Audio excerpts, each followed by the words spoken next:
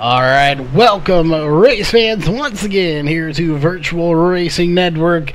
Tonight is Racecore Online Racing League. This is the Xfinity Series presented by Global Building Contractors. As you can see there, we are watching a little bit of a pit party that's going on as I can see somebody sliding through the grass. But before we get to all of the racing details and, of course, introduce our second chair here for tonight, we want to go through all of the sponsors and partners that make this possible. Starting, of course, with Walls Beard Co. For all you gentlemen out there that have a beard, you know you need to take care of it. What better way to do so than with some Walls Beard Co. Beard Balm, all natural and organic products. And they've got lots of different scents out there, so you can pick some of that up today at wallsbeardco.com. Again, it is a must if you have a beard, so head on over there again to wallsbeardco.com and pick some up. SimSpeedShop.com, your one-stop shop for button boxes and, of course, now e-brakes that they have on there. So if you're a rallycross racer, you're probably going to need both of those.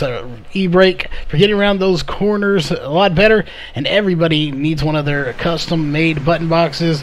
Definitely a must for an iRacer. You can pick both of those items up and order them at SimSpeedShop.com. Northwest Racing Series.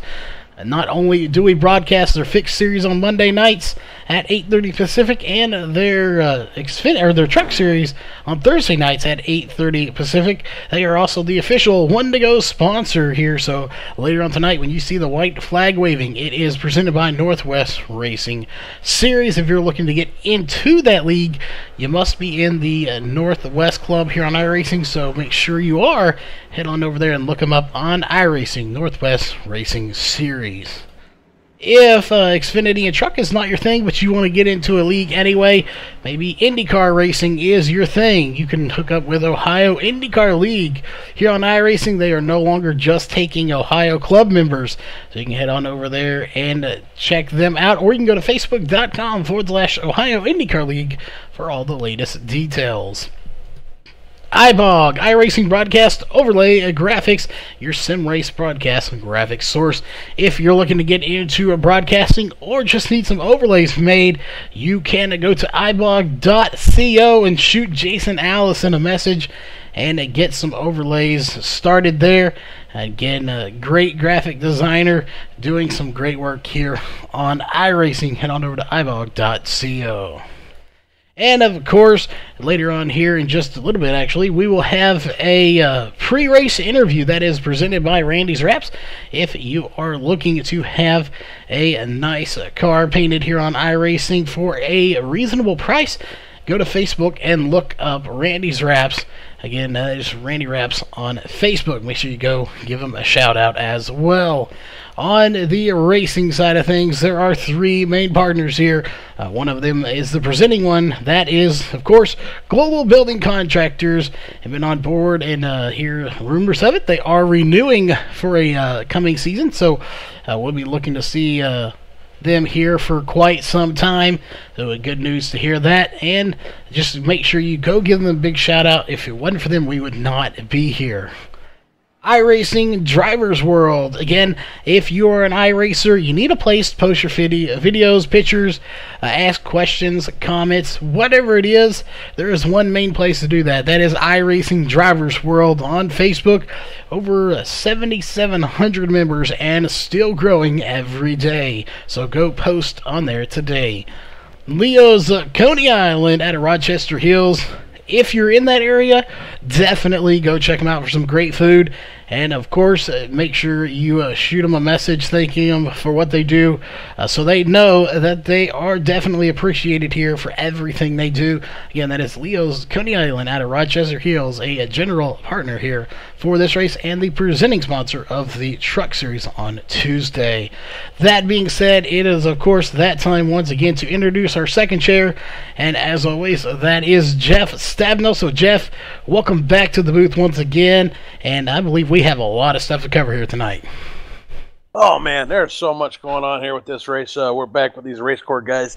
They're at Kentucky. For some reason or another, I really like this track. I know I say that every week. I think I like all the tracks, but this track is just unique in the fact that You know, we got such different lines here that we run.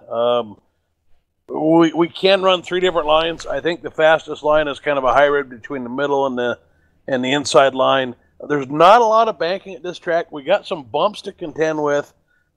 Turn 3 and 4 is just one of those turns that just for some reason or other, it's so easy to get into hard.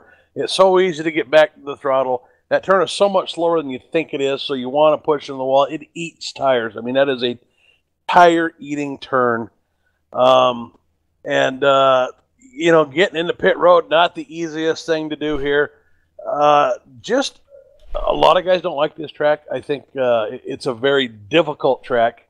And, you know, I kind of keep an eye on these guys on the off weeks here a little bit, and I know that these guys have been out there. Not every week does their series line up with the iRacing public series, you know, the public races that are kicking off every hour. But this week was one of those, and the Racecore guys were out there in full force, just tearing it up on the public leagues, just kind of whooping up across the board. So these guys they're tuned up, they're dialed in, they have honed their skills. I think we're just going to have we're going to see some of the best drivers on the service this week in the Xfinity cars at this track right here in this race. So super excited. Yeah, definitely excited as well here. And looks like they're in a driver's meeting at the moment here. We have already kind of talked about it, and we're going to pull a particular driver up here. Probably one who's got the most fans out there in chat tonight. So that right there, when they hear that, should probably give that away as to who we're going to pull up here. Alex Huffman? Yeah, unfortunately, it's not Alex Huffman here tonight. You never know, we may pull him up here soon, but as soon as they get out of the driver's meeting, we'll make sure we pull him up here very quickly here. But while we have a minute, we'll go over the, of course, the VRN pre-race analyst here. 100 laps, 150 miles here. Only a 78-degree track here, so should be a very good one. We got a tire window of about 5 to 10 laps. That is a really rough estimate. I think they'll come in sooner than that if we get a caution. 33 to 35 laps on the fuel, so that is your pre-race analyst. And we do have Mikey and Neil in the booth. So, Mikey, welcome to the booth.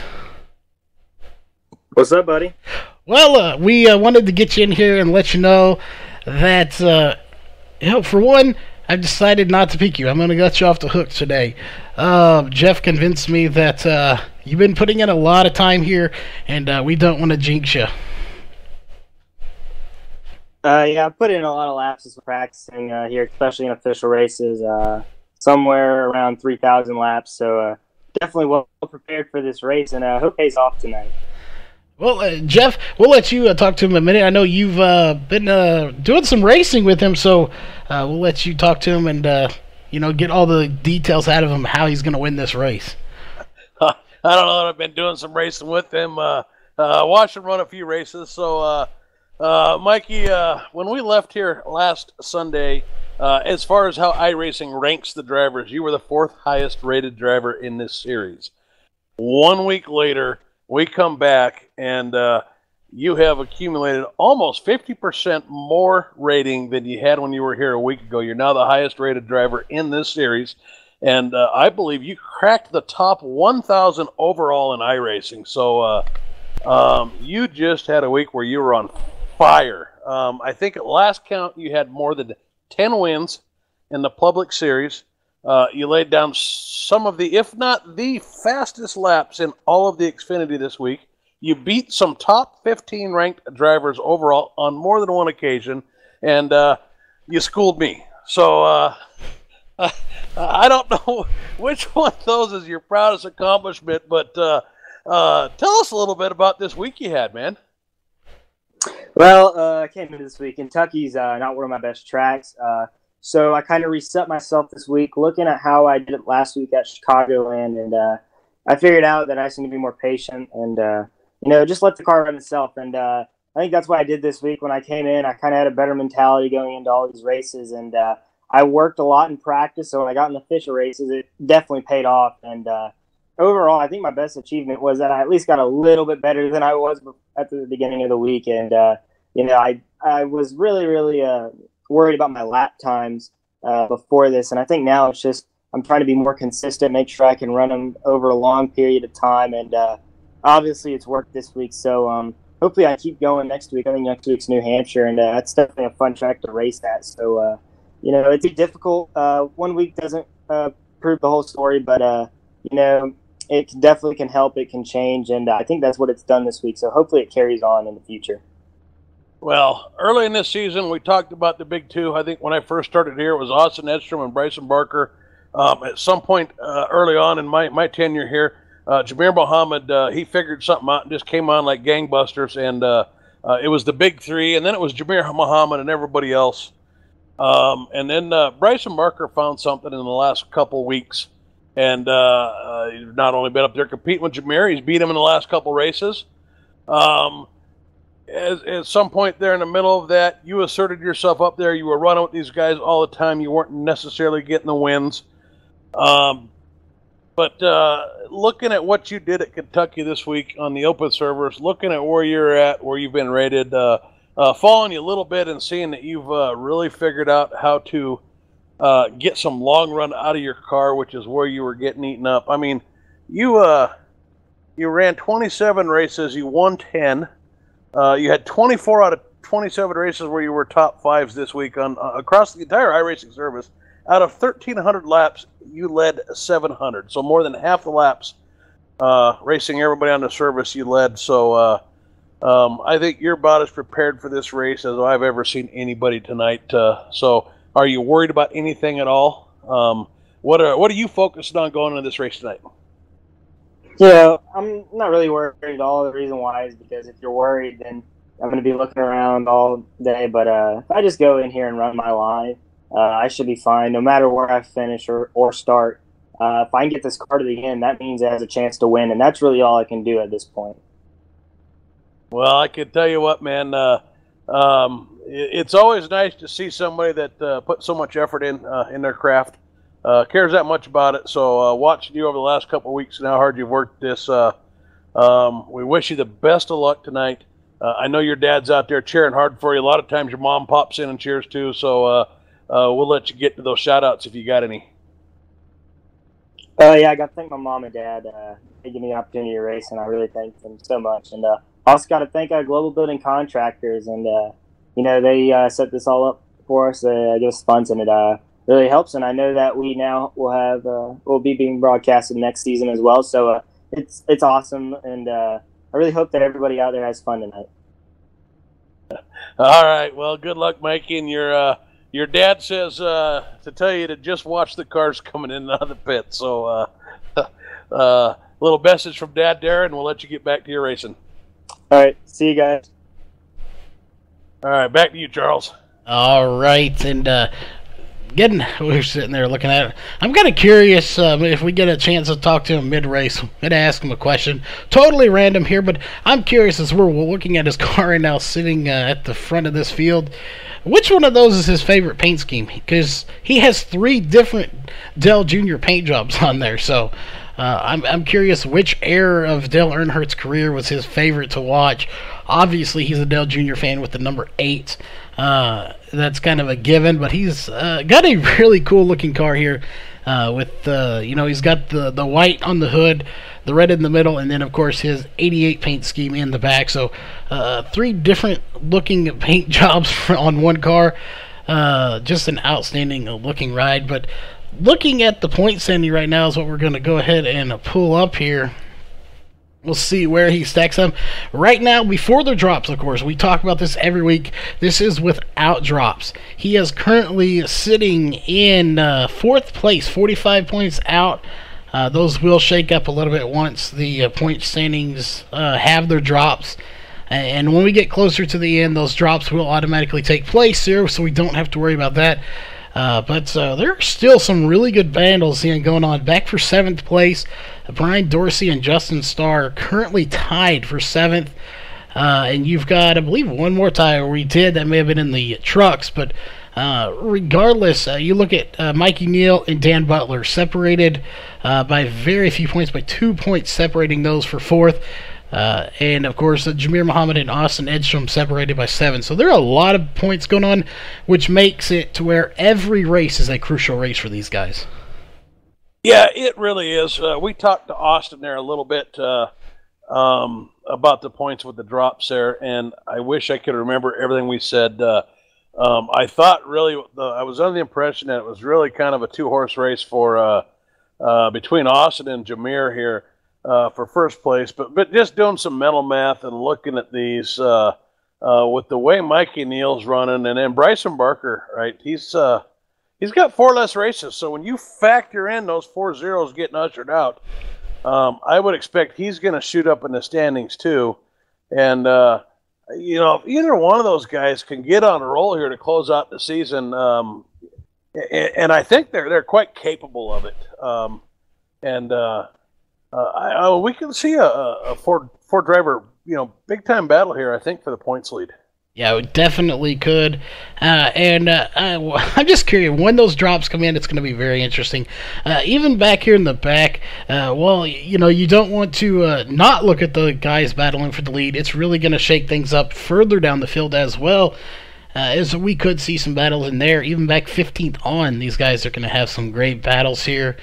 And names, you see some of these guys, Jonathan Ellis, James Morgan, David Gainforth, who I haven't seen David Gainforth, and I'm not sure if he's here tonight. Craig Covington, even Cody Levitt, we've seen him moving up. Bryson Barker, Justin Starr.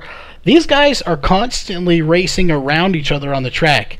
So, you know, it's really going to keep everybody on their toes as to what they're doing out there. They're going to have to do their best to not try to get into any wrecks, because once those drops are in, you cannot have a bad finish. Yeah, you know, if we're relating the standings to the on-track, you know, we've got so many guys that different numbers of races in, and that's what the drops come in. They're really the great equalizer there.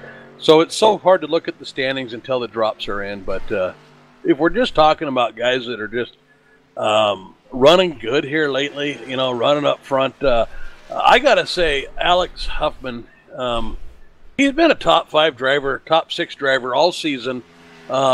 It's hard when you got 4 guys in the league that are as good as these 4 guys that we got right now. It's easy to get overlooked. And I'm trying to find names here, but I'm going to mess them up because I don't have their names right in front of me. But Jeremy Evans, there's one guy that's been just kind of running really good lately. I mean, we saw the last couple races. Chris Brown, there's another guy who's been running really good. Ed Sauls came on mid-season, but running very strong, kind of up there in that 6 to 10 a lot since he came over. So, you know, we've got a super strong 1 to 4, and it's real hard to get in that top 5, but we got Justin Starr. We got a lot of good guys that seem to be fighting real hard in that, you know, between positions 5 and 10 all the time too. Brandon Dorsett, oh man, yeah, Dan Butler's one of them that we see up there a lot. Dennis Ellis. I don't know if Brian Bizzle's here tonight, but he had a nice run there earlier in the season. We saw him up there running the top 5 quite a bit. So just such a strong group of drivers here. Yeah, there definitely is.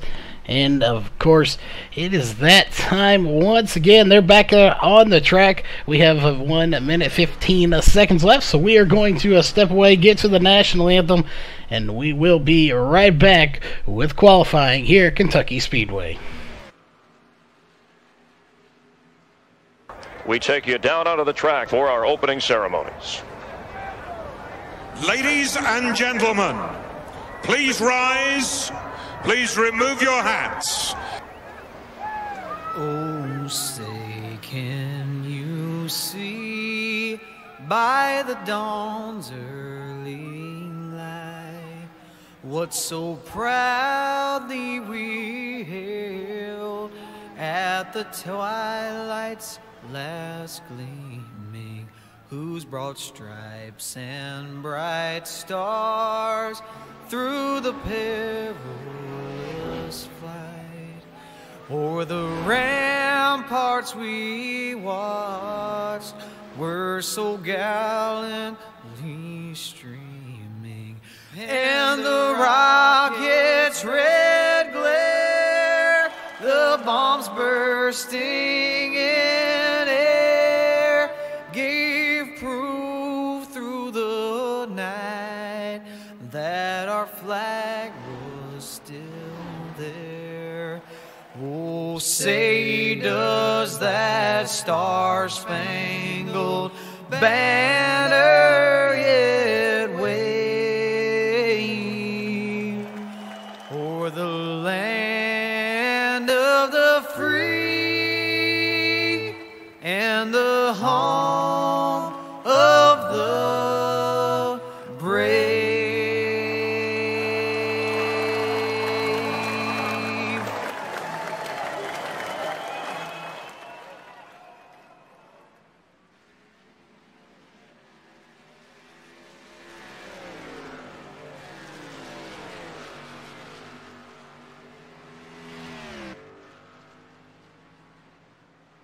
All right, we are back, ladies and gentlemen, and this is going to be a doozy here. We're going to drop down there. We have 30, I believe 31 cars here for qualifying. We'll see who qualifies, and we will have to go speedily through your grid here in a little bit, as we will definitely have a ton of cars to go through.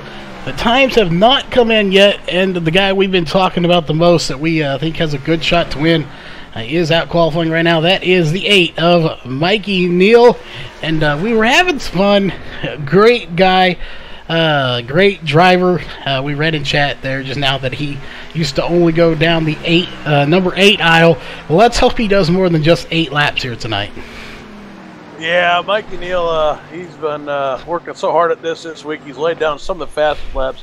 I would be shocked if he doesn't just lay down something in the 31 zeros or even a 30.9 here tonight, which is nearly impossible to hit, by the way. And he just did run a 31.060.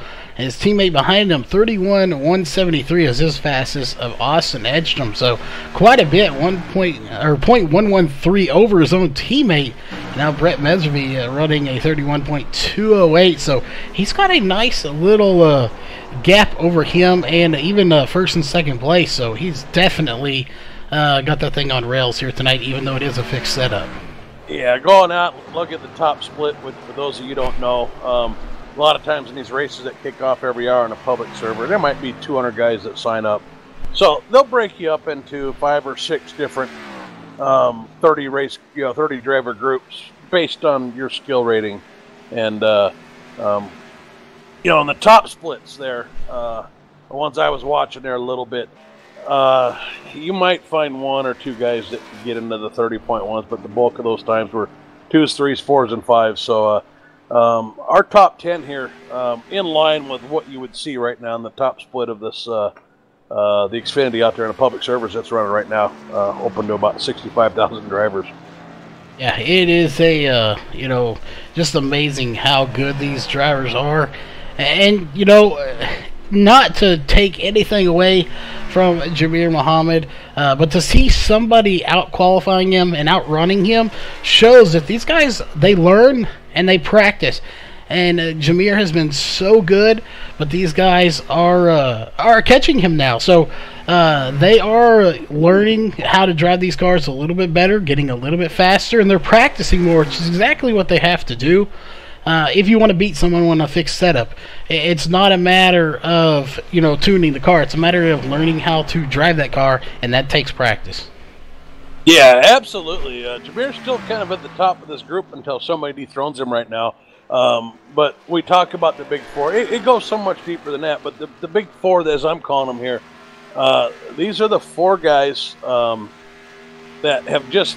They're very competitive guys, and so it seems like one guy's the best for a while, and then all the rest just go put their heads down and go to work and get focused and come back, and then somebody else starts winning, right? So, like we said, it was Austin Edstrom, and then it was Jamir Muhammad, and somewhere in there was Bryson Barker, and now it's Bryson Barker again, and now Mikey Neal hasn't done anything in this series yet, but you know, he's got twice as many wins at Kentucky out there in the public servers as anybody else does across the entire service this week. So we're kind of touting him as the favorite, but you know, until somebody beats Jamir Muhammad in these cars more than once, as Bryson Barker did last week, it's going to be hard not to look at Jamir as our favorite. Yeah, definitely. You know, a favorite to win any race he gets in. And, you know, it's hopefully nobody's getting that confused there. We're not saying he is our favorite driver, saying a favorite to win. Definitely we don't play favorites. We hang out with a lot of these guys. We hang out with them here throughout the day, whether they're here, but we don't actually have favorites, but he is definitely a favorite to win any time he gets here. But that being said, it is time to get down to the grid. As you see the 8 of Mikey Neal taking his rightful place at the front of this field, as he was your pole sitter here for tonight's race. So it's time to go through your Walls Beard Co. starting grid. Jeff, you want to go through our first, we'll say 11 rows, and then I will bring it home here. All right, sounds good. Charles in first place, as predicted, and not a big surprise here, based off all the hype that we've given him here this pre-race. Mikey justified Neal in the 8 Dale Earnhardt Jr. three-ways car. Outside roll, second position, we got the 88 of Austin Edstrom. They're teammates. They've run a lot of races together this week. This should be a good battle. In row 2 on the inside, Jamir Muhammad. He's the guy everybody's been chasing. So we're not writing him off by any means tonight. Outside of him, in maybe a little bit of a surprise, as in we don't normally see him right up here in the middle of these front guys, but Brett Messervy in the 7 car. Inside row 3, the 83 of Alex Huffman. Outside him in the 30 car, the Mike Rigney. Row 4 inside the number 4 of Jeremy Evans, and outside row 4 the 3 car of Damian Laniger. In row 5 the 99 of Justin Starr, and outside row 5 the number 1 car in P10 of Chris Brown. In row 6 we got the 63 of Charles Hoffman, starting on the inside, and on the outside we've got the 27 of Jonathan Ellis. In row 7 we got the 21 of Dan Butler starting inside. And outside of him, we've got the 87 of John Van Varillas. In row 8, we've got the 72 of Ryan Wilson, and outside him, the 39 of Roger Muth. In row 9, the 81 of Ed Sauls.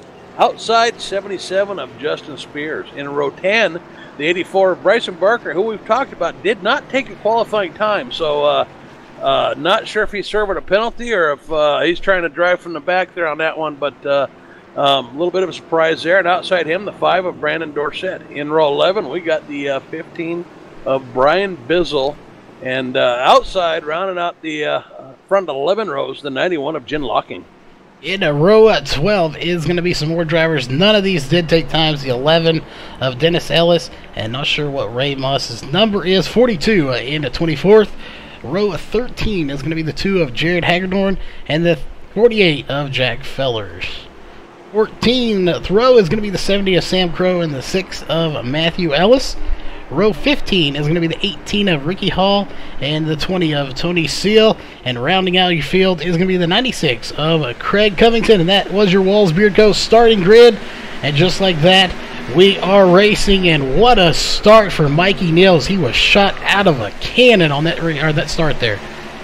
He was, and Austin Edstrom able to get that preferred line going in that first set of corners. But Jamir Muhammad got a great run off, too. Going to get right to his back bumper here and going to try to take the inside position going into 3. But Austin Edstrom able to drive it in deep enough to hold him off. We'll see if Jamir Muhammad can get back to the throttle a little bit quicker here and get him coming off 4. And we're looking back here a little bit to Brett Messervy, who fell back there just a little bit. Back to 5th place. He's got Jeremy Evans behind him. And they were actually taking 3 distinct lines. As we'll go back here to Mike Rigney. You see some people on the bottom, middle, and we even saw, I believe that's the 30 of Mike Rigney that was taking the higher side. So we're already seeing 3 distinct different lines that these people are taking. and we're seeing 3 right now down the backstretch, getting into turn 3. Jeremy, or I think that was Chris Brown in the 1 car, wisely backed out of that with Damian Linger, and I'm not sure who else that was. The 30 car, is that Mike Rigney on the outside? Yeah, Mike Rigney on the outside there. So, and then we got 3 wide, just a couple rows back there with the 63, the 84, and the 99, Justin Starr and Bryson Barker. Yeah, these guys are getting real drivey here, aggressively drivey. Again, not wrecking-wise. They are recognizing it's a little early, but they are already putting on the moves as the 99 of Justin Starr is going to take it way to the high side and come back down. Him and the 81 of Ed Sauls, and I believe that is Bryson Barker. It is in the 84 up to 12th place right now, as we'll take a look and see his driver stuff. Started 19th. He's already up to 12th, so he is moving up this field in a hurry. Yeah, absolutely. We got a lot of comers and goers here already. Mikey Justified Neal is kind of checking out here a little bit, and that's not good news, because where he's been excelling in these races here at Kentucky this week is after about 50 laps. So if you're one of these other drivers, you'd like to be right on his bumper, or maybe even ahead of him here for about these first 10 laps, and letting him check out is not good if you're going to try to catch him right now. No, definitely not. You want to be as close as you can, and they're not doing a good job of that right now. 1.2, almost 1.3 seconds behind. Just to update real quick here, as we're on lap 5 already. Tony Seal did not start the race. Not sure if he had a connection issue, or maybe he just opted not to race here, but Tony Seal did not start this race. That is unfortunate for him. We'll maybe see what happened later on. But right now, we're going back here to Jamir Muhammad, Alex Huffman, and Austin Edstrom has fallen back just a little bit, as one of his teammates, Alex Huffman, is going to get by him. Yeah, Jamir Muhammad able to get position there and get around Austin Edstrom there, and Alex Huffman able to take advantage of the opening there. And Alex Huffman, not one of the guys I got to see run some open races here this week, but little surprised given the number of races some of these other guys turned. He was actually the fastest 5-lap average in practice, so knew that he was going to be quick on the short run. I have no idea what he's going to look like on the long run, but and that has proven to be true here as he moves into 3rd place, gets past Austin Edstrom, and starts trying to track down Jamir Muhammad here. Yeah, and another one, we talked about him in the pre-race show here, and a little more on the grid, Jeremy Evans, who is right up there in 5th place right now. I'll take a look at his start. He started 7th. He's up to 5th, so he has gained 2 spots. Obviously moving in the right direction here early in tonight's race. Say tonight, it is actually daylight out, but it is a night race here. And he is not new per se, but he is one of the newer drivers. Damian Leininger, who is currently in 6th place, he is doing a really good job for himself. Started 8th, he's up to 6th, so he also has gained a few spots. Yeah, and Brett Messervy, I think this is only about his 4th race with this crew here. I said earlier, it's not somebody that we're used to seeing up front. Well, we're just not really used to seeing him at all. But he is hanging in there in the top 10 right now. Lost a couple spots, but certainly not off pace or anything, and that was not a 1-lap wonder. He's hanging in now, though he's going to have to deal with the other guy that we talked about doing the pre-race, Chris Brown, who's tracking him down right now. Yeah, Chris Brown, another new driver, fairly new driver anyway, that is working his way through the field to pull up his stuff. Started 10th, he's up to 8th. So again, we've seen a lot of people moving up and down in position. He has gained 2 positions here. We'll take a look here at our race progress so far into this race. Obviously, looking here, we have some drivers. The 84 Bryson Barker has gained 9 positions. We do have some big losers here. Again, not to call them losers, but position losers anyway. If you look back to the 99 of Justin Starr, he's lost 5 spots. The 30 of Mike Rigney has lost 6 spots. However, the 84 just gained another spot. He has now gained 10 spots. So we do have some people moving forward. I think the biggest one that has suffered here is the 21, who has lost 14 spots here since the start of the race, and that is Dan Butler. Yeah, I'm not sure what happened. I'm guessing Dan Butler might have caught the wall or got a little bit loose somewhere to get shuffled back that far. Although I will say that this is predominantly a one-line track. It is possible to pass on some of these other lines, but you really got to work at it. So if you get kind of nudged out of that line when somebody's passed you and other guys get up on their bumper and are able to take advantage of that, you can get freight trained. Yeah, and that's the last thing you want to do, especially when you're talking 30 drivers in the race. If you get freight trained right now, you really almost can't because they're kind of spread out. But early in the race, that is probably when it happened. When they were still bunched up, they will take advantage of that. If you get hung out there, they will get in a line and they will just pass you like a freight train.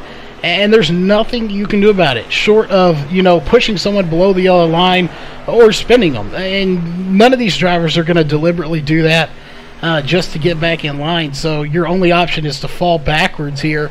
But again, we go back to the front. Someone who's not falling backwards has a 1.766 second lead and keeps on growing.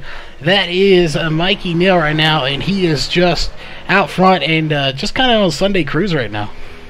Yeah, Mikey Neal's got the field by about 2/10 right now per lap and growing. So he has mastered this track in this car.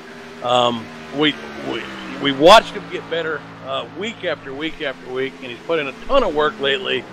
And it looks like it's finally starting to pay some big-time dividends here. And he's just kind of in a class of his own right now. Yeah, he is indeed in a class of his own.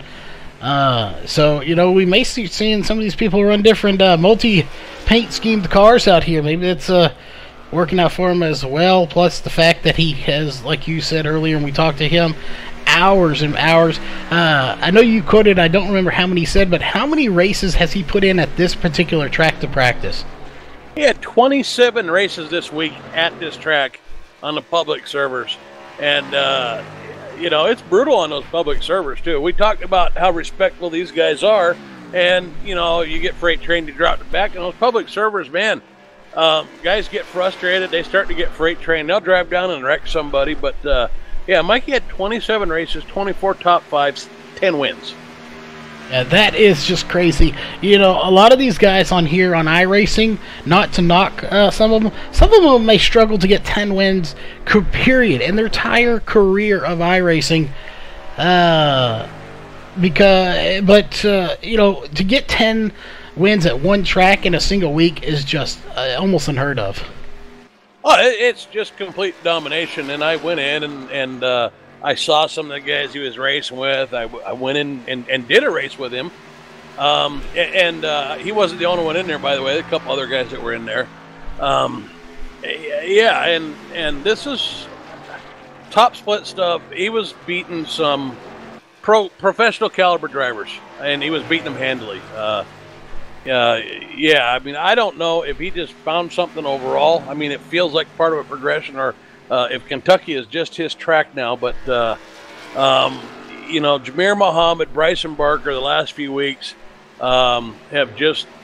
nobody's had any answers for him. And I'm wondering here, I'm starting to think maybe we ought to put Mikey Neal's name in with that group here. And then, of course, don't ever count out Austin Enstrom. Yeah, definitely. I think, he needs to be moved to that elite list, if you want to call it, as someone that every week is going to be a contender. Speaking of, somebody who's in that short list of just really good drivers, the 88. I was just watching him there. I thought he had a run on the 83 of Alex Huffman. He's since kind of faded back off a little bit. Maybe he's trying to hold back and get a run.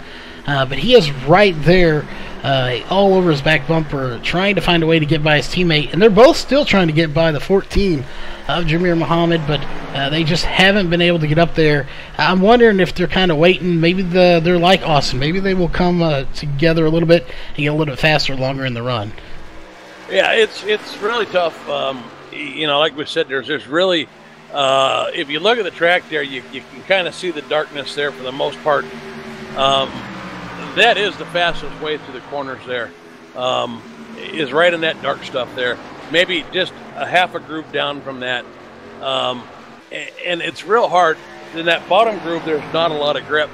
And so you can try to pass somebody on that bottom groove, but you've got to get your turning done pretty early because you can't be on the gas much and turn in that bottom groove. It's a very slick groove, and so it's almost like you have to complete that pass on entry there to use the bottom, and then do what Dale Jr. would call the slide job to get back up to that middle lane before corner exit, or you're just going to get crushed on exit. And you know, going high, it's kind of the same thing. You'll get eaten alive getting into the corner, but you might get a little bit of run off, but usually not enough on that straight. So it's just really tough to get by, especially when you're dealing with a teammate and you don't want to get too aggressive with a teammate and possibly wreck him. You'll show your nose, peak a lot, and it can take a few laps to actually find that when you got a fast driver that you're trying to get by. Find that line that allows you, as you'll see Austin Estrom just going all over the track right now. He's going high, he's going low. He's looking for a way to get a run on Alex Huffman right now. Yeah, he definitely is. And while we're there, Bryson Barker having some connection issues here. Not new to him. He has had them before. He's back in 6th place. We've come back here. We're watching this battle between Ed Sauls, Brian Bizzle, Chris Brown, Brandon Dorsett, and it looks like Charles Hoffman involved in this. About a 5-car battle, and look how close these guys are. They are just side by side, and we have been for the last 3 laps now, and they are just not giving an inch to each other. They really want to take that spot from the 81. It looks like the 15 of Brian Bizzle may do it, but he's going to have to fight if he wants it, and they're going to try to go 3 wide on the backstretch. Yeah, so hard to... here, you can get the run getting into that corner on the inside, but with the outside, if you can't take it all the way to the wall coming off that, you can't get into the throttle as soon as you want, and you lose so much speed going down the straightaway. So, so hard to pass, especially when you get a group like this where drivers aren't going to budge. Yeah, it is so hard, and we're going to go back a little bit further here. Back here to Justin Starr, Roger Muth, John Van Varelis, Roger Moss. That's another little battle. Ooh, contact between the 87 and I believe the 42 of Ray Moss. But the 42 does get quite a bit of damage, and he's down on the apron, and he may bring it down to pit road. I believe he is. So he is not even going to stay out 1 lap. He's coming in to get that damage repaired. And to note here, I think he's going to shut it down. Their pit stops were 33 to 35, as it looks like he is done. So after that contact with the 87, the 42 decides to send it to pit road. Yeah, he actually towed. I'm not sure what's going on there. He got all the way to the pit entrance, and then he towed. So I don't think he blew an engine or anything, so I'm guessing maybe there's just a little bit of frustration here. Yeah, I'm thinking so too. And that was nothing major either. He could have easily got that fixed. I believe they do have a fast repair. So he could have got that fixed pretty easy. I don't see any damage to the 87 of John Van Varelis as we're up close watching his car. Again, I don't see any, very little at all. So he didn't get anything, but yeah, Ray Moss on pit road for 22 seconds, and he has shut it down and packed it up here for tonight's race. So it's an unfortunate finish for him, but again, it's part of racing. Contact like that will happen. Yeah, and I'm not even sure. Maybe there was something else going on. It looked like it was pretty much incidental contact. John Van Varelis drove down the track a little bit, but I mean, it looked like door handle to door handle stuff. It probably didn't even affect the car, and he just drove it down to the apron, parked it, towed, quit. So we know these guys. They're running these races from their houses. Kids, all that stuff. Emergencies don't go away. It's not like you're in the car, and sometimes you just got to check out and deal with stuff at home. Yeah, and that very well could have been. I know we've seen in the past where drivers, and like you said, they're at home. They have families that, stuff comes up. We've seen drivers pull off in the middle of a race. I've seen drivers leading a race pull off in the middle of a race because, their kid wakes up or stuff. So, we talk about it, it seems like every week. how we try to portray this, of course, as real as it can be. But these guys, while they may have thousands of dollars in rigs and sims and simulators, you know, real life comes first, of course, anytime, and stuff like that does happen. So that very well could have happened as well. But it's just unfortunate when it does happen. But a good battle going on here between the 5 of Brandon Dorsett and the 15 of Brian Bizzle. Meanwhile, while we're watching this update, Mikey Neal has a 2.7, nearly 2.8 gap over his teammate Austin Edstrom right now. Yeah, we got a question in chat because Mikey Neal's done this a couple times now about passing under the yellow line. And the passing under the yellow line where you cannot do it, that's kind of a super speedway rule. Here at Kentucky, or I actually think they're track specific, but here at Kentucky it is allowed. We've got that tri-oval. We do not have a change in banking on the front stretch, so you can go down and kind of cut that tri-oval at the start-finish line and shorten the track a little bit by driving down there. However, a lot of guys choose not to do it because there's some bumps down there that can upset the car. So on fresher tires, a little bit easier to do. On older tires, you got to be pretty confident in the handling of your car to do that. Yeah, and to note, again, you have a super speedway thing where you don't go below the yellow line. To note, iRacing itself does not have a actual rule against that. There is no penalty for going below the yellow line, even on super speedway. So that's a rule that is enforced by leagues themselves. Some leagues have them fully restricted, some others don't. This league, I do not believe, have one even on super speedways, but in this instance, and there's a lot of tracks like that you were mentioning where they do have rules and that in place. But coming in, it is pit stop time. Is the first one coming in is going to be Mikey Neal. So the leader coming in, and it looks like everybody is following him. Austin Edstrom, Alex Huffman. So teammates coming down together.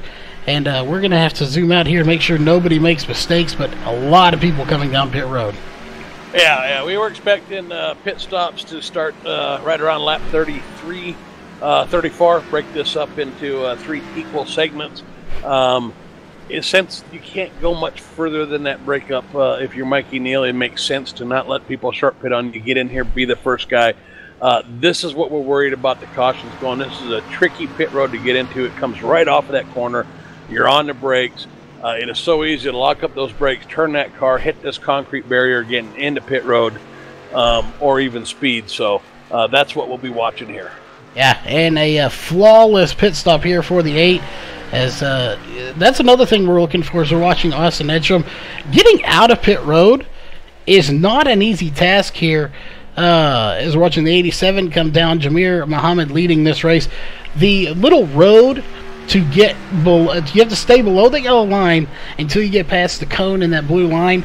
That little thing is not very big, so you're trying to get to speed. Meanwhile, you've got a lane smaller than a super speedway lane here to try to navigate between. Yeah, it's real difficult. Your in-lap on this for a good pit stop is going to be in the high 43 seconds to low 44 seconds. I see some guys out there with 46, 7-second in-lap, so really had to baby it coming in there. I think Austin Edstrom had the best in-lap I saw with a 44.3 or a 44.2, and then we had Mikey Neal with a 44. He was 1/10 slower. Jeremy Evans with a great pit stop here. Jamir Muhammad, both of them at 44.6 is fantastic pit stops there.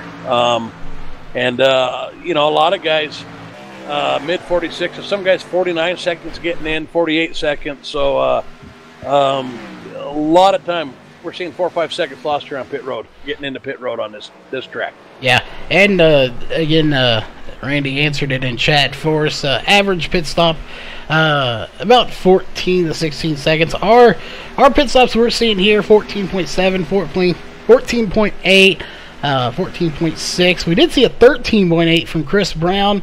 So they do vary, 15.6 for some people. So pit stop times vary quite a bit, again around 14 to 15. To note here, the 6 car of Matthew Ellis, who's 2 laps down, he was on pit road for 30.5 seconds, and that may have been to fix a little bit of damage, as I don't see any on the car, but he was there for an extended pit stop. And so far, everyone has pitted. I was about to say, except for Jonathan Ellis, but he is coming down pit road to take his stop. And when it's all sorted out here in the next half a lap or so, that will put Mikey Neal back out front. Yeah, so pit stops, really, there's like 3 segments there. There's the amount of time you have getting into your pit stall from when you slow down on track, the time in your pit stall, and the time off your pit stall. Every one of those is probably going to be around 13, 14 seconds on average. We really kind of measure pit stop times by taking the 2 laps, the in lap that kind of getting into the pit stop, and then the out lap, which takes your pit stop depending on where you pitted before or after the start finish line, and adds in the time that it takes to get back out on the track and up to speed. Yeah, and it's just crazy. And hang on, we're going to take a look here. Okay, there, I thought we might have a car spinning out, but that was just the 27 of Jonathan Ellis getting back up to speed. We've gone caution-free. We haven't even talked about it, but I did see him down to about 110 miles an hour. Thought maybe he might have been spinning it out coming out of pit road, but he was just getting back up to speed. And that has completed our first round of pit stops here. And I don't see anybody else coming down pit road again, which would indicate a speeding penalty or something like that. I think we just had a perfect round of green flag pit stops here at Kentucky, as that will put Mikey Neal back at the front here on lap 41. Yeah, and I'm looking at lap times here. So Jameer Muhammad, he lost some spots because he stayed out there on those older tires. We've talked about that, losing upwards of 2 seconds a lap, second and a half probably here on this run. Stayed out there about another 3 laps, so he lost probably about 4 seconds, give or take, a half second there. Fell back to 4th place. Alex Huffman, I'm trying to look at his pit stop times. We saw Austin Edstrom up to 2nd place. Actually beat Mikey Neal on the pit stop times there. He's only a second and a half back, but I can tell by lap times Mikey Neal is saving his tires right now, as is Austin Edstrom. They're too fresh for the lap times they're running. Both those guys saving tires right now, judging by lap times. Alex Huffman fell back about 3 seconds on that cycle pit stop, so not sure what happened there. Yeah, and excuse me, I am curious here, as obviously you've talked about it. Mikey Neal found something that into the longer run he seems to get better. So they're conserving tires a little bit right now, plus the fact that they can get a little bit better in the longer run. Jameer maybe running some fast times, as he just ran a 32.8 that lap, or 0.28. He has fresher tires by 3-4 laps, but by the time he gets to them, I think Mikey Neal and maybe even Austin Edstrom at this point may have that longer run started, and they may start to come to life a little bit. And I have a feeling that Jameer is probably going to be about where he is. I don't know if he's going to be able to get by him, as obviously he hasn't in the first part of this race, as we are now closing in on the halfway point. Will he be able to catch him in the second half of this race? Yeah, and not to take anything away from anybody, but I've seen Mikey run here at Kentucky, and it's going to be hard to run him down as the laps wind down, because what I've seen is he's as fast as anybody as the laps go on. The more the laps go on, you've got to get him on fresh tires, I think, here, if you're going to get him. And then just to circle back to what I was talking about, pit stops, you want to talk about lost time. Alex Huffman, who entered the pits ahead of Austin Edstrom, had a 3-second slower pit stop. And now he finds himself 3 seconds back from Austin Edstrom. So he was 2 seconds slower getting in and a second slower getting out. So we talk about lost time. That's 30. That's equivalent like 30 laps at a 1/10 per lap, which is kind of what Mikey had this field by those first 30 laps. So that's how important pit stops are. It's easy to even erase a lead like Mikey Neal has with just a cautious pit stop, not even a mistake. We're not even talking about a mistake. We're just talking about a cautious pit stop, because you're not sure where you can brake at. You don't want to speed. You don't want to spin. You don't want to cross the line and get a black flag. So, just being cautious costs you 3 seconds. A mess up can cost you a whole lot more than that. Yeah, it definitely can, and that's why pit stops are so precious here. You've got to come in, and you want to get in hot and heavy. You have to be precise, but you've got to get in there quick. You don't want to speed, but you've got to get in there as fast as you can. Get in your pit stall, hit the brakes, perfect. Get in, get out, and that's why it's called racing, and not just leisurely running around a track slowly. You've got to be precise in everything, and pit stops are a huge key. So to see a lot of people making mistakes on pit road, that costs them a lot of time, and in the end, if it costs you too much time, it can cost you the race, and that is probably the most frustrating way, one of them anyway, to lose a race, to know that you cost it to yourself potentially. Yeah, pit stops so often overlooked here in iRacing. Green flag pit stops, getting in, getting off pit road without losing time. Like we said, you could just erase 30, 40 good laps with one mediocre pit stop. You don't see guys practice them that often. If anybody's out there listening, man, it is such a great way, especially in a league like this where you've got so many green flag pit stops here, because these guys, they don't wreck. These guys are that good. We have long runs.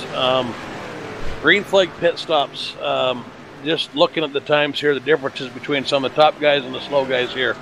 Or some of the top guys that were a little slow, and what happened, they can be game changers. Yeah, definitely can be game changers. As looking through the field here, we're going through, it looks like our closest battle going on right now is Dan Butler and Craig Covington. But right stuck in the middle of this is the 83 of Alex Huffman. He is actually 4th place, but he is back here dealing with cars that are in 23rd and 24th as he gets by them. So no issue there. He won't get by, but still got a little battle going on between the 21 and the 96. As they're battling it out here, but a lot of these guys have really got spread out so far because of the pit stops and because of the green flag so far. Again, like we were just talking about, caution free here. 49 laps to go. We are officially past the halfway point. Yeah, and I'm seeing somebody in chat saying that somebody got into the back of the 18. Not sure that I saw that one or I missed that one. I'm going to have to go back and see what I can figure out. 18 being Ricky Hall. Have to see what I see there. I've been watching the battle there for position there between Jim Locking and Dennis Ellis here. As Dennis Ellis and Ed Sauls get into each other, Ed Sauls goes sideways and saves it. What a fantastic save by the 91. I'm sorry, not Ed Sauls, Jim Locking. That was Jim Locking with the fantastic save there. 91, not 81.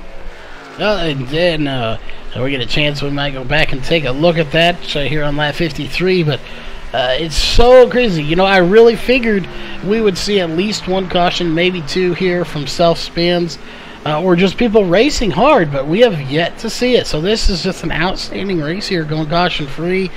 And I can promise you right now, that car you're watching, the 8 of Mikey Neal, 2.4 seconds ahead of his teammate, he does not want to see a caution. He wants to just keep moving forward. The bigger gap he can get before they come into pit stops is that much better. Not to mention the fact that he could come out with that gap, but if he can get in and with that big of a gap, that kind of helps him. If he does, overshoot his pit stall and has to back up or something, they're still going to be coming into pit road when he gets to the end of his. So all that gap is definitely not for nothing. It can definitely help you on green flag pit stops. Well, it helps you everywhere. So if you've got that gap, then all of a sudden you're just going to kind of pay attention to that gap. You don't care if you win by 3 seconds or 3/10 of a second, you want to win. So you don't have to eat up those tires. You don't have to push it getting into these corners and wiggle the rear end, getting out of the corners and slap the wall and things like that. You can just back it down and drive fairly reasonably and just kind of save everything and keep it all intact. In the event that something was to happen, a caution came out, bunched the field back up, your car's in one piece. And so yeah, that's probably even a bigger advantage. I mean, the pit stop cushion is definitely a huge advantage, especially if I'm Austin Edstrom and I'm 2.5 seconds back, I gotta think about short pitting on this next round. If I know that I can got 35 laps of fuel in there, instead of waiting until lap 66 to pit, I got to think about maybe coming in on lap 34 or 35 and trying to get at least one more lap on fresh tires than Mikey Neal, and see if I can't cut into that 2.5 second gas. Yeah, and if you're Mikey Neal and that happens, you've got that cushion. Yeah, and not to cut you off there, you might go back and look at the 11, as we didn't get a caution, but the 11 of Dennis Ellis back in 29th on pit road with heavy damage now. Something happened to Dennis Ellis, but we, again, whatever it was, did not bring out a caution, so we are still back up here with our leaders, but I'm not sure what happened to him. I'll back up, see if I can figure it out here. Looked like he just got into the wall. He's just coming out of the corner on two. He got onto the wall in the backstretch. It was very easy to do. You pick up that throttle on the backstretch, and if you get it too soon, it wants to drive you out to the wall. And, it's a matter of inches, and sometimes you just miss guess as to whether or not you're going to clear it or not. So he bounced off the outside wall. It shot him into the inside wall, so he tore up both sides of that car on that one. Yeah, that is very unfortunate that happened. It tore up a really nice car, and he will fall back to 29th. He's now 3 laps down, which 3 laps is not, a whole lot considering you could get those laps back with cautions. But in a race like this where we have not seen a caution so far, that is a very good indicator of a race-ending incident, even if it wasn't bad, just for the sheer fact that you don't have those chances to get your laps back. And pit stops will be coming up here in approximately about 6 laps. So we should see, I say that, about 7 really. We should see some pit stops coming into play once again already. This race is just moving along so quickly. Yeah, and when we talk about being a lap down there, I just want to point out with so many cars going laps down under green flag race near right now, I think being a lap down is really a nerve-wracking thing right now, because trying to remain that first car lap down and having these leaders be clear up there in so much traffic, lapping cars as fast as they are,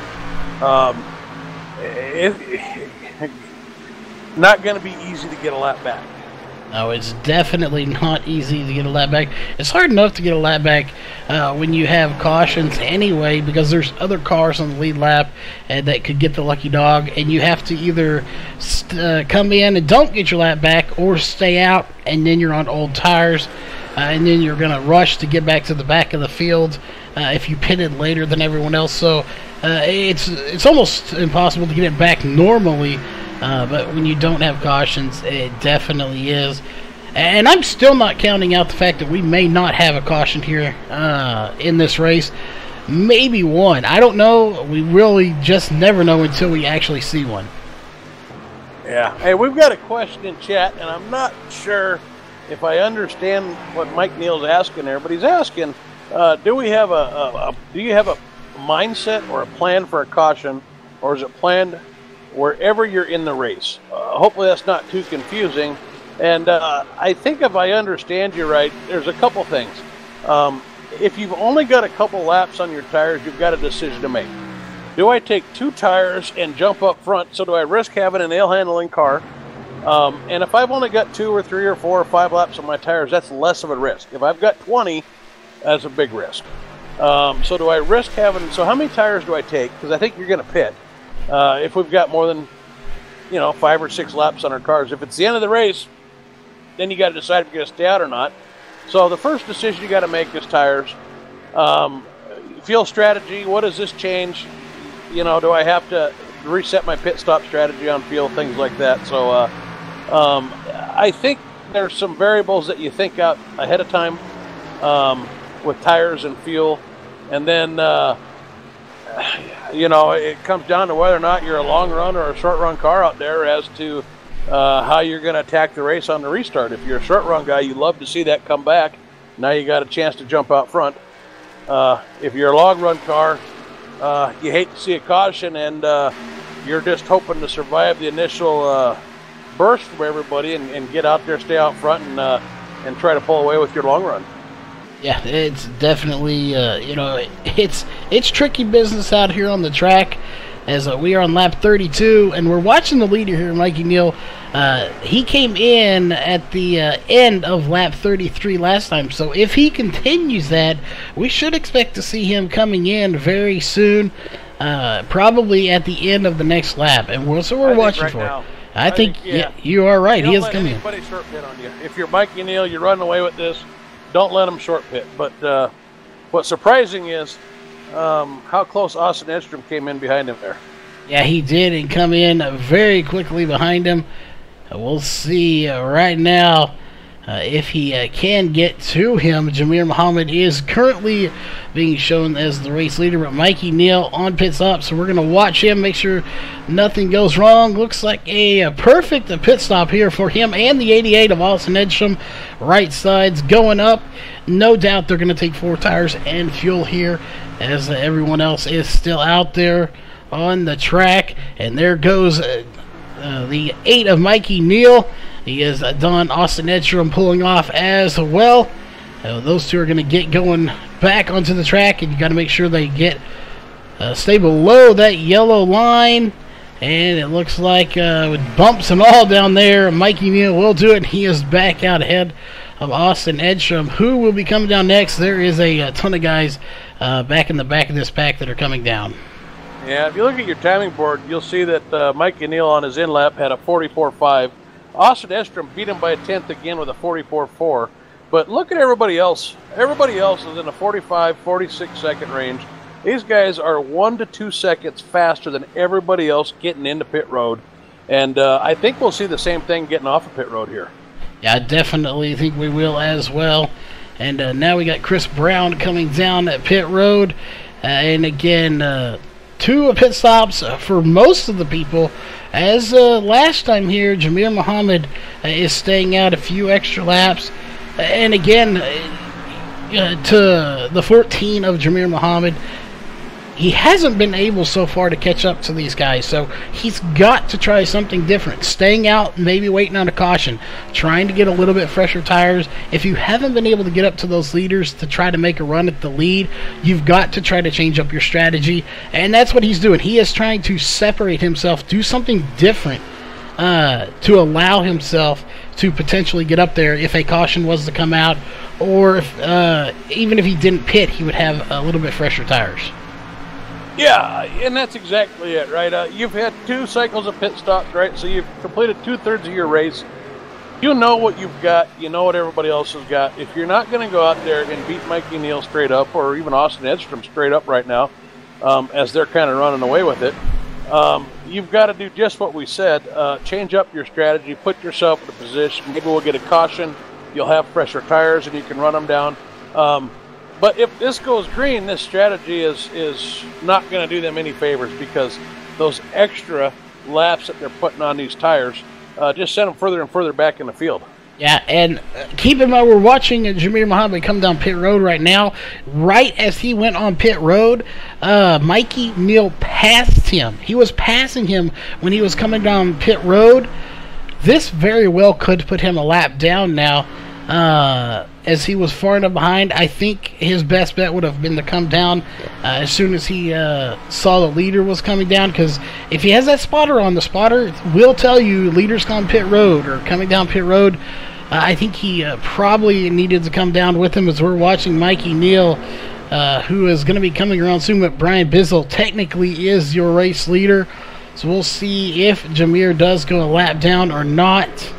As he's coming out of pit road, he may survive it. He may not go a lap down. Yeah, and I think he's going to survive this. He's going to have those fresher tires here a little bit. He should be 1 or 2 tenths faster, at least for a couple laps here. But then again, who knows? Yeah, he is. Neal is that fast. Yeah, and Brian Bizzle has not pitted yet either. So he is right there. There's Brian Bizzle. Jameer Muhammad is ahead of him, so he will stay a lap down. Keep it in mind, though, only 7 drivers are on the lead lap after that run of pit stops. Yeah.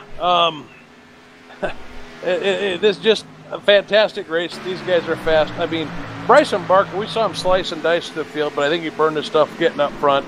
Wasn't able to do much on that second lap, and really, we got a 2-car race. I see Mike and Neil asking again about pit times, and the answer is the drivers can look at it. They need to take the 2 laps that they had, one getting in, one getting out, kind of add them together. That's their total pit stop's going to come out of that, and they can compare it to other drivers. It's a manual process, a little bit tedious, but just some quick napkin math. Austin beat Mikey by about 3 or 4 tenths on that pit stop. Austin had the best pit stops there. Bryson Barker was probably about the 3rd best on pit stops there.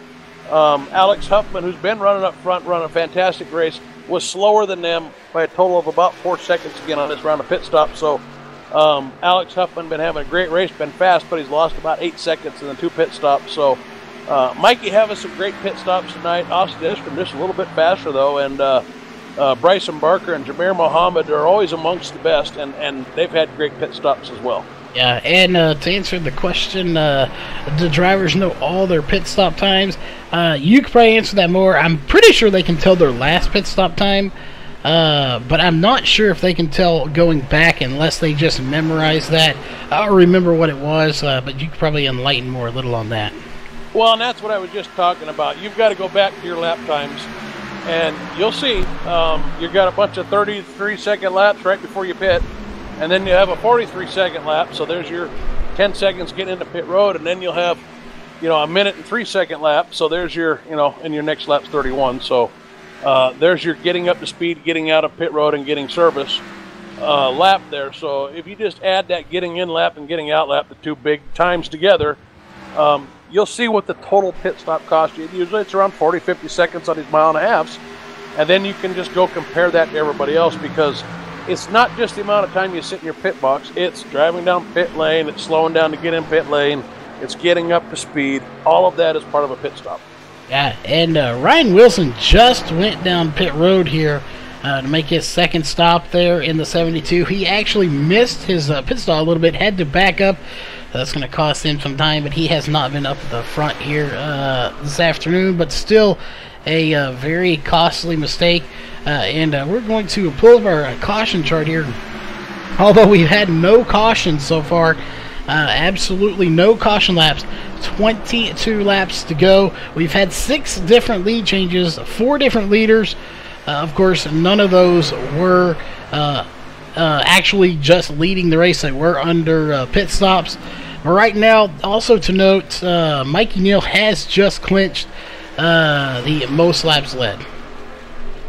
Yeah, I think, like you said, other than great plate pick stops, he's pretty much led them all. He's starting to put some time back between me and Austin. We're getting to that point now with 20 laps to go. Austin would have to be about a 10th a lap faster than Mikey to catch him. And as Mikey gets into traffic, that's entirely possible, because he was 3/10 slower on that last lap than most of the field, and it has a lot to be doing with being stuck behind 2 cars here that are battling for position. He does not want to get caught up in any of that. He's taking his time, trying, if they get into each other, he doesn't want to be a part of that. Yeah, and I think he did exactly what he needed to do. Drafting doesn't really affect too much here, as it's not a plate track race, but he got behind one of them and kind of pushed him ahead of the other one, which allowed them to go from side by side to single file, and he was able to get by the 7 very easily. Now all he has to deal with is the 5. So that is a very smart way to get by somebody. Help one of them out. Push them ahead a little bit with a little bit of drafting there, and then it separates them, and it makes it easier on you, and you don't have to worry about possibly getting into a wreck with them. Yeah, the draft is a thing down the straightaways here. I think the biggest thing, where again, if you're Mikey, you're looking at that gap, 2.2 seconds right now, 2.25 seconds, and just saying, I got time to lose here. Let's just let these guys, let's just stay back far enough so I can react if something happens. Let them do the thing and then take them. Now, if you spend too much time doing that and you're Mikey and Austin Esther beats into that gap and all of a sudden he's a half a second behind you, then you've got to be more aggressive in attacking traffic here. And, you know, a lot of times you even get on the radio and just let these guys know. They don't realize that the leader's in a battle for position and he's up on them. Yeah, and that's another thing they don't, like you said, they don't always know. And I'm wondering here if the 8 is trying to get by the 5, and it looks like he is going to try to get by him. And that's another thing. Everyone else has to get through this traffic as well. As you look back here to Austin Edstrom, he's got several cars behind him. And being that they're teammates, I'm sure he probably knows there's 4 or 5 cars in between them, so he doesn't have to push it quite as hard to try to buy those lap cars. However, he does want to get by them eventually. He just doesn't have to press the issue as hard. Yeah, a lot of times these lap cars, they're trying not to go that next lap down, and so when the leader comes up on them, they may race them a little bit harder to stay on that lap. You know, and then when the second place guy comes up on them, they might not even put up a fight. Or in some instances, if they're racing each other for position, they've let the leader go. They could care less about the next guy. So a lot of times the second place guy has an easier time with lap traffic, but here with 2 cars battling for position, Austin Edstrom is just getting killed by this lap traffic right now. He is stuck behind 2 cars that just aren't moving out of his way. And he's going to have to make an aggressive, possible 3-wide move here to get by. Yeah, and to top that all off while you're watching, we're sitting here watching this battle now. That's the 7 car who just kind of got, you know, the raw end of the deal there when Mikey Neal kind of pushed the 5 ahead of him. So he's already lost 1 position. And because of that, the 39 has been able to catch up to him. So now he's potentially going down another position. And exactly what you were talking about happens with first and second. The 88 of Austin Edstrom was able to get by, and the 39 tried to squeeze in there and make something happen. However, Roger Muth was unable to actually get by the 7 and kind of squeeze in there as a second car on the bottom. Yeah, and that's, you know, when you get into a race like this and you've lapped the majority of the field, you know, we're talking about kind of a 2-horse race here right now. Austin Estrom and Mikey Neal with 14 laps to go. Lap traffic is, you know, assuming that Mikey's able to keep his car clean and on the track and not make any big mistakes. The only thing that could maybe take this race away from him right now is lap traffic. Yeah, and he definitely does not want that to happen. He gets by the 11 pretty easy there, who is heavily damaged. And the 11 looks like he's going to take it to the inside and let some of these guys by without a fight.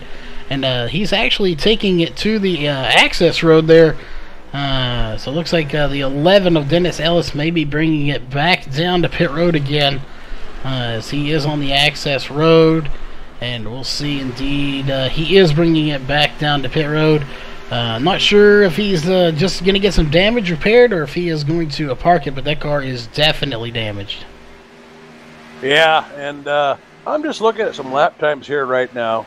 And Jameer Mohammed's got 5 lap pressure tires, of course, in Austin Estrom and Mikey Neal.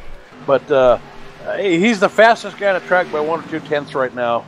But at 7.5 seconds back, I think that strategy is going to backfire on him. Alex Huffman, we've talked about his pit stops and kind of documented. He's probably lost 7 or 8 seconds to Austin and Mikey in the pits there. And he's only 8.5 seconds back. So Alex Huffman been very, very fast. He's been just about as fast as Austin has been for a good part of the first race. Just been some pit woes that got to him, it looks like. And then you've got a pretty big gap back to the rest of the field that's on the lead lap. Jeremy Evans, Bryson Barker. These guys are 17.5, 21.5. Brian Bizzle at 28 seconds. Chris Brown at 28 seconds back. And Mike Rigney, probably the next guy to go a lap down here in 9th place at 31.5 seconds back. Yeah, definitely is. And the 6 of Matthew Ellis just disconnected. He was on pit road there for 33.5 seconds. Not sure what happened there. So that is, unfortunately, Dennis Ellis on pit road still for 17 seconds. There's only 3 drivers out of this 30-car field that are not in the race right now. Obviously, one of those didn't start, so technically 31 drivers here for tonight's race. Caution-free, 9 laps to go. Real fast, before we get back to the racing action, we do want to remind everybody that's watching out here tonight, of course, if you like the racing, you like racing in general, definitely hit that subscribe button and that little bell. You'll be notified of all the upcoming events we have. We got some great racing throughout the week. And of course, if you like this racing and you want to let us know and let all the sponsors know out there and these drivers know that you like the racing, there is one really good way to, and that is, of course, by hitting that thumbs up and letting all of us know. That is a quick and easy way to let us know. But that being said, back to the racing action. This is, I believe, Mikey Neal's race to lose, and I don't think he's going to be doing that anytime soon. It is now 7 laps to go. Yeah, Mikey Neal, I think he's got her on cruise control right now. Austin Esther beating into that gap, but I got a feeling that Mikey Neal's just hitting his marks, keeping it in one piece. He's got 6 laps to go, so he's just saving tires in the event something happens. If they were to get a caution next lap or two and get bunched up, Mikey Neal's looking for, a car that's intact. I think they'd probably all come in and get new tires, but or if he gets stuck in lap traffic, if he's got to race it at the end, he wants to be able to. And but Austin Estrom definitely closing that gap. Yeah, and I'm wondering too. He just went up a little bit. 1.9 to 1.916. So I'm wondering if lap cars may be playing a factor in this as well. But nobody's around him now, so it looks like it is getting now. It's 1.883. So it's really kind of fluctuating now between 1.8 and 1.9. I think it's depending on where they're at. It looks like maybe Austin Edstrom is a little bit faster in one set of corners than Mikey Neal is. Well, that's typical case. We have 2 very different sets of corners here, so oftentimes we'll be faster in one set, than the other, and so probably exactly what you're saying, and then you throw that in with the fact, just for instance here, we got Mike Rigney about to go his first lap down. I'm sure he'd love to finish this race on the lead lap. I'm betting he really does not want to go a lap down, so does he fight him or not for it, right? Does he let him go? Mike Rigney decided to just let him go, as you see him go right up the high line. So he did the honorable thing, but in many instances, guys don't necessarily make that decision. They're going to make you take it from them a little bit, whereas Austin Edstrom comes by, and maybe they've resigned themselves to the fact that they're already a lap down. I don't know if that's playing into this at all or not, but it's something that happens. Yeah, and that is the age-old question. And people have gotten in just straight up, probably slugfest if they could, over this debate of you're a lap car, you need to get out of my way. However, no one ever addresses what just happened there. That was not a lap car. It was a car about to go a lap down. Are they obligated to get out of the way? In my opinion, I don't think so, because they are technically on the lead lap. They're fighting to stay on the lead lap. However, common courtesy, maybe they should, especially with 2 to go here. It's just kind of a respectful thing from a driver. So is it a law? No. Is it something that these drivers respect from each other? Definitely. Yeah, as a driver, if you're not racing for the win, you don't want to impact the win. However, if you've got your own battle going on for position, then as a driver, you kind of feel like you're entitled to fight for that position a lot of times. So that's where sometimes hard feelings happen. But you're right. There's absolutely no rule that says any driver has to get out of the way out there. Some leagues mandate that if you're lap traffic, in other words, already a lap down, that you move out of the way. So, yeah, it's one of those unwritten rule things, sporting code things. But for the most part, guys don't want to get in the middle of deciding a win if they didn't earn it. They don't want to, if they're not fighting for the win, they don't want to be up there in the middle deciding who wins. Yeah, and it ain't going to be a matter anyway, as he's already getting it loose there, wiggling it. Your race winner here is going to be the 8 car of Mikey and Neal, bringing it home. Austin Edstrom second, and Jamir Muhammad will finish in third. Those will be the 3 drivers we're talking to here in just a little bit. He is definitely celebrating, as you can see him wiggling the car. The fireworks are celebrating. I have a feeling the landscapers are about to be coming out to repair some grass, because I think that 8 car is about to tear some of it up. Yeah, I think that 8 car's been wanting to do some donuts since the first race of the season there at Daytona. I think that was the last win he got there. So Austin Edstrom, his teammate there with the congratulatory bump, got to help him get it going there at the start-finish line. So we know that Mikey has worked very, very hard for this, and you can see that his teammate Austin Edstrom finished second to him. Very happy that Mikey got one here. Yeah, definitely glad, and we'll see if he goes and tears it up a little bit more.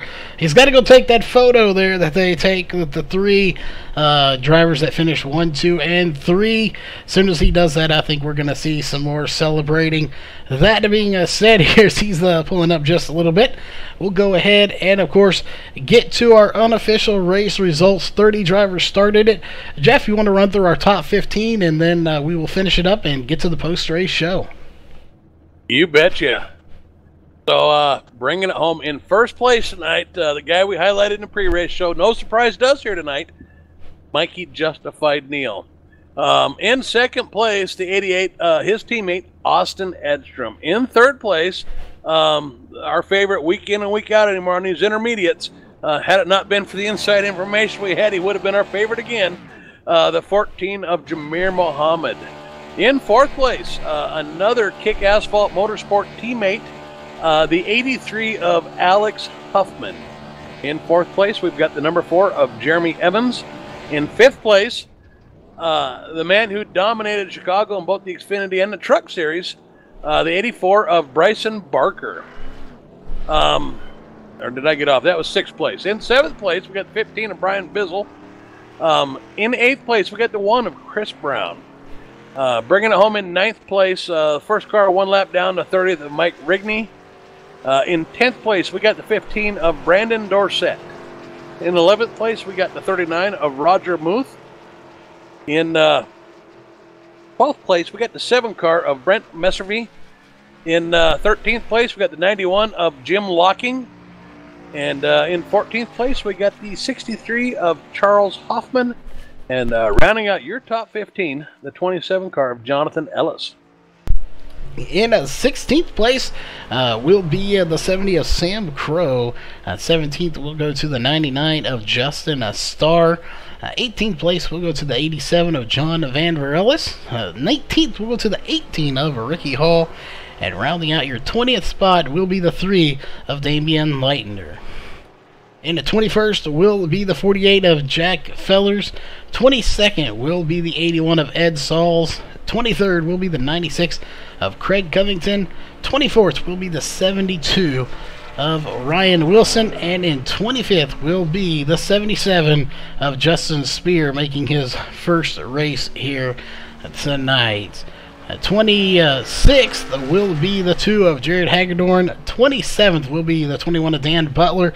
28th, the 6th of Matthew Ellis. 29th will be the 11 of Dennis Ellis. And rounding out the field here of drivers that did start is the 42 of Ray Moss. And of course, not starting here tonight was the 20 of Tony Neal. That being said, we are about ready to get to the post-race show, so we are going to be right back here in just a few minutes as soon as we get them rounded up, and we will be back to talk to our top 3 drivers.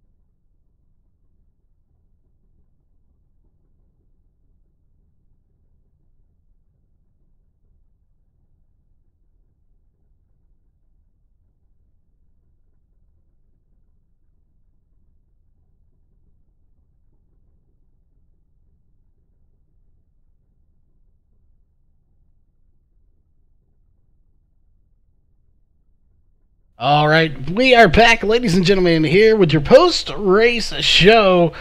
And again, it's going to be a good show here, I can only imagine, as we have caught up with third place, the 14 of Jameer Muhammad. So we will hand it over to the Jeff, as we like to say, for the Jeff and Jameer show. Hey, Jameer, congratulations once again. You're in the booth post-race. We're doing another interview, so welcome back. Thanks, Jeff. Appreciate it.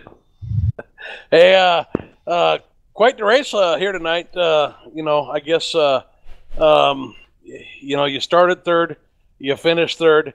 You tried to stretch the pit strategy a little bit, stayed out there a little longer on those tires, still able to drive it back to third. This race went green from beginning to end, no cautions, which I know you were hoping for to hopefully take advantage of some of them newer tires, I think, and some of those longer tire runs that you had. Strong run, but I think we all knew coming in here that Mikey was going to kind of be the guy to beat on this track, which seems a little strange because we're talking about an intermediate track, and normally we say that about you. Tell us about your race here tonight. Yeah. Mikey was super strong, and so was Austin, really. I had nothing for those top two guys. And quickly, like after pretty much the first run of the race, after the first 30 laps, I realized that I was really racing for third and try to maximize points. So I did stay out longer on my runs just to, get lucky pretty much on maybe getting those guys a lap down. That was really my only chance, and leading a lap.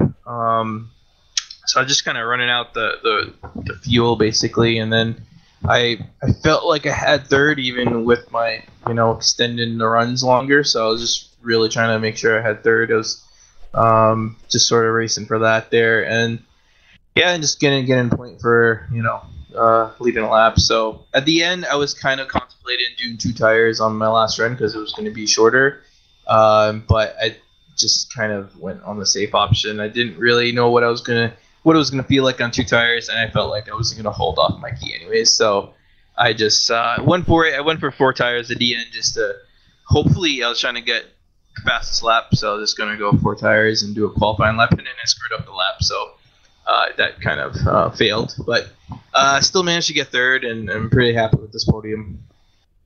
Well, it's probably a good call. We know that when the drops kick in, you and Austin Edstrom are in a fairly tight battle there for the points lead. So 2 tires, that's kind of a wreckers or checkers call there when you got that many laps on those tires. So probably a good decision there.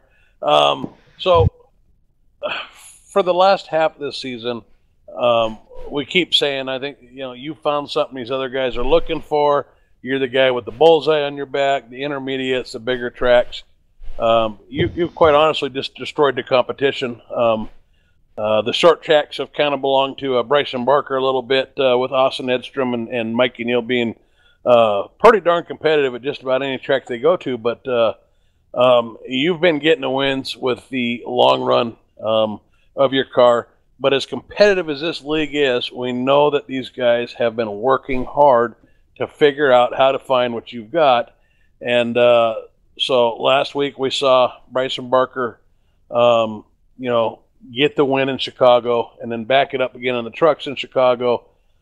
This week we saw all the work that Mikey Neal put into it, and he came out and led this race from flag to flag. So my comment was, I got to see one of these guys beat you 2 or 3 times before we take the crown away from you. But how do you feel about it? Is it getting a little bit tightened up here a little bit, or starting to get nervous, or for sure. Got to keep doing your thing here. Oh, I'm super nervous, man. These guys are super fast. They're I don't know. They're out there and they're practicing a lot, and they just got flat out speed. First I came into this league, Mikey used to always be like really fast on 1 laps and qualifying, and he's figured out how to drive long runs, so he's just a beast right now.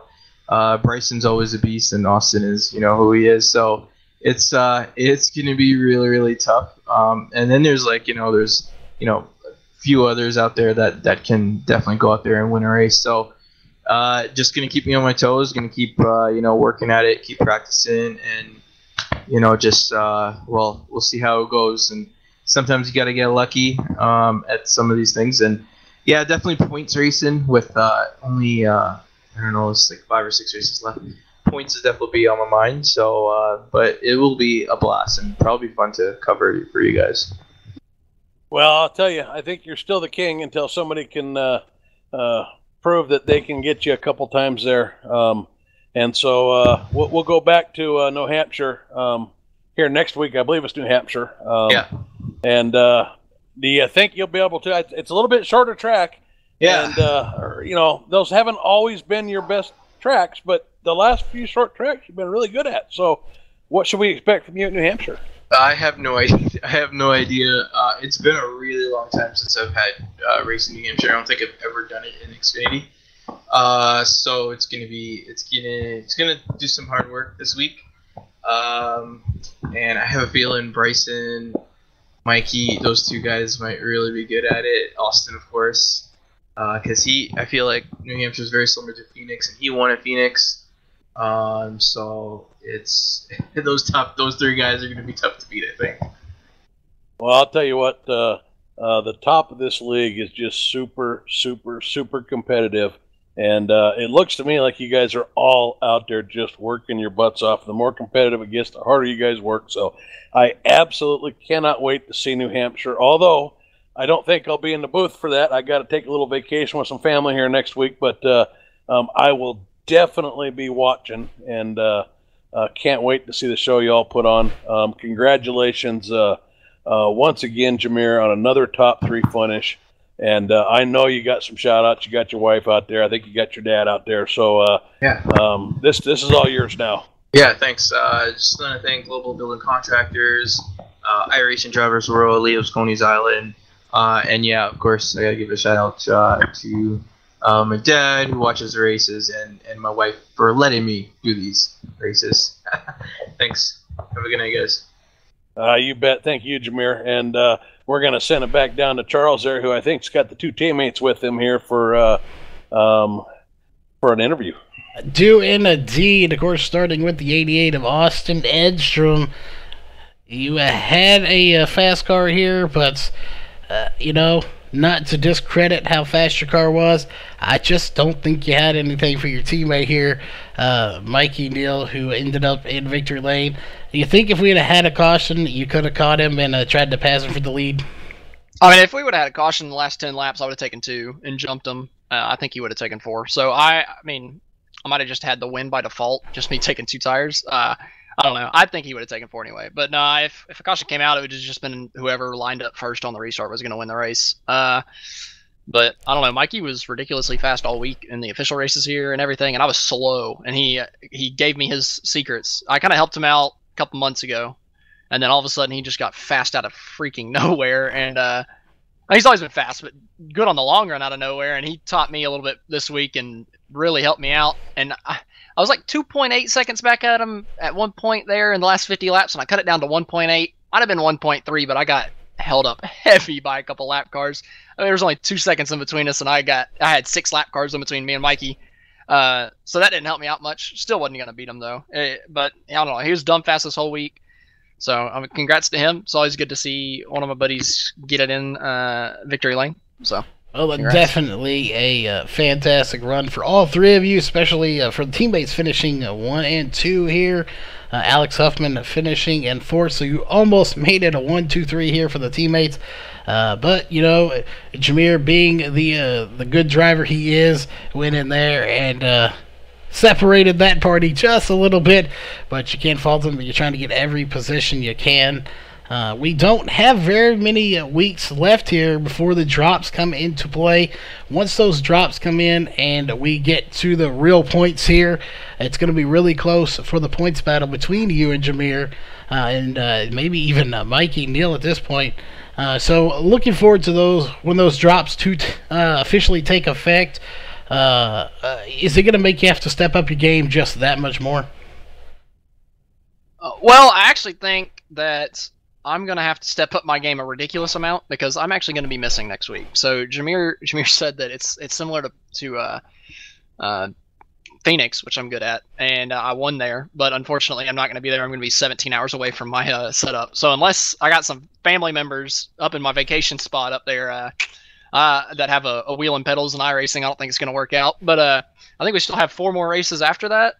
Or let's see. Yeah, 4 more races. So I don't know. If Jameer has a bad week here or there, it'd kind of even out. And, seeing how much speed I had today is extremely encouraging because I haven't straight up beaten Jameer on a 1.5 miles or bigger probably since Las Vegas, which was the 3rd race of the season.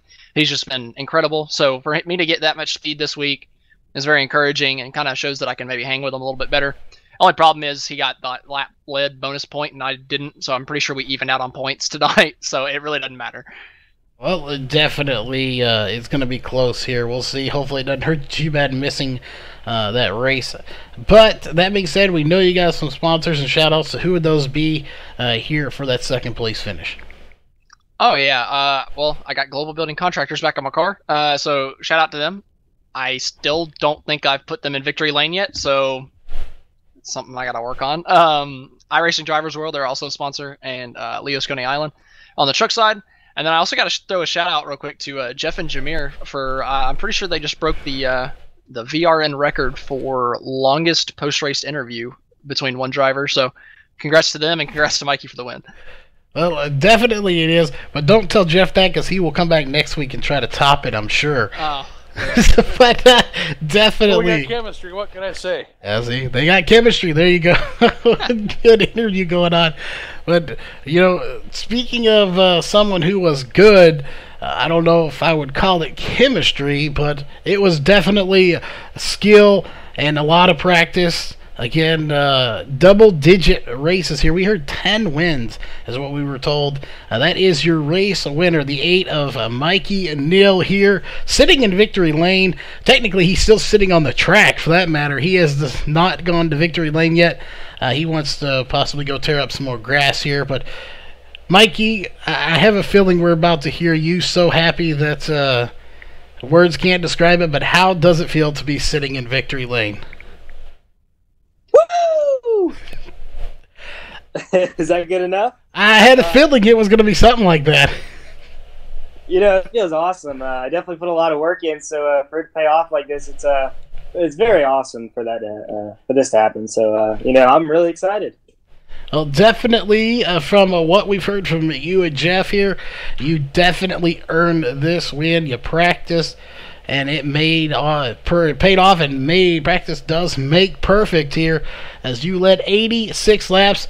For all intents and purposes, while you didn't lead every lap, I'm going to basically say you did. Yes, Jameer led some, and Brian Bizzle led some, and I'm not sure which Ellis that is. I'm not even going to assume. One of the Ellises led some laps. But those were when you were on pit road and they were cycling through. So every green flag lap that wasn't involving pit stops here, once everything cycled back, you led every lap. So how does it feel to not only win but to dominate the race? Well, like I said, the practice paid off, and I didn't really push it the whole race. I just kept it in my line, and to just run like that, and didn't really feel like I was pushing it too hard like I usually have been, and I think that's one thing that really helped me. And I had a lot of confidence after the first couple laps when I saw that I had a couple seconds already on the field, and that kind of let me know I can slow down and just kind of keep my own tempo throughout the race, and that's what I did. And the lap cars did a good job getting out of the way, and I had a fun time too as well. So I'm happy that we were able to get this in victory lane. Well, you definitely put it in victory lane. 3 different generations here of Dale Earnhardt Jr. paint jobs sitting in victory lane. Just an outstanding job here. Words can't describe how good of a race you ran here tonight. We know you have some fans out there cheering for you, so we want to let you go and celebrate some more. There, I'm sure you will be all night long. But we know you got some sponsors and shout-outs, so who would those be here for that dominating win here tonight? Oh yeah, I got to thank mom and dad. I know they're watching. I really appreciate getting a race, and really appreciate having you guys watch this. And I have a great time. I also got to thank KM, Jack, Alex, Roger, and Austin. They do a lot of work to get better, and we do it as a team. And I think that's one thing that really pushes me. Got to thank you guys. We really appreciate having you guys broadcast every race, and we also want to thank iRacing Drivers World. They're one of the secondary sponsors, but especially Global Building Contractors in the Xfinity Series. They do a lot for us, and without them, wouldn't be here. So got to thank them. We also got to thank Leo's Coney Island. They're the main sponsor for the trucks.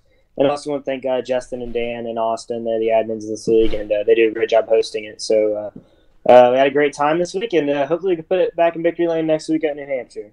Well, definitely, we will be looking to see if you can put it in there, and we'll be watching all the drivers, of course, as always. That being said, though, we are not done here just yet. We've got to take care of all the people helping us out here on VRN, and, of course, the race. On the racing side of things, as just mentioned there, we want to also give a big shout-out to Leo's Coney Island out of Rochester Hills, iRacing Drivers World, and of course the presenting sponsor here for tonight's race, that is Global Building Contractors. A big shout out to all of these sponsors for coming on board here for the league. And on the racing or the broadcast side of things, we want to thank all of our partners and sponsors that make it possible for us to do what we do, and that is of course Wolves Beard Co. Beard Balm, Sim Speed Shop, Northwest Racing Series, Ohio IndyCar League, iBlog.com, and of course Randy's Wraps here for the pre-race show. As always, if you would like to join us here as a sponsor or partner, you can do so. Just message us on our Facebook page or on our website at virtualracingnetwork.net. And of course, we are now taking the commercials, so if we got an upcoming event or something like that, we can plug it in here. Just message us about that. That being said, it is time to wrap this up here. We'll be seeing you tomorrow night for some more great racing, as we have some short track racing, and that's it actually. Jeff, your league is actually off tomorrow night, so any final words before we sign off for the night? It's almost sounding cliche we say it so much, but these guys, just a fantastic group of drivers. We have as much fun calling the race as we do kind of hanging out with them a little bit before and after the race and just talking to them. They're so competitive. I don't even think in interviews we can bring out of these guys how hard they work and how much when one guy gets better, then the other guys just roll up their sleeves and get to work. So the guys at the top of the league are so competitive and just work so hard to just kind of because of that competitiveness. So absolutely, just love being here and calling this stuff. So so glad you guys kept me around for this. And unfortunately, I'm probably gonna have to miss next week, but rest assured, I'll be tuned into the broadcast. Definitely a great race, and we will miss you for sure. That being said, of course, we are done here for tonight's broadcast here from Kentucky Speedway for the Racecore Online Racing League Xfinity Series presented by Global Building Contractors. Make sure you stay tuned tomorrow night for the No Excuses Sim Series, their Super Late Model Series, and that is our only broadcast tomorrow night. So make sure you stay tuned for that about 7:15 Central Time, 8:15 Eastern. So make sure you tune in for that, and we'll see you there.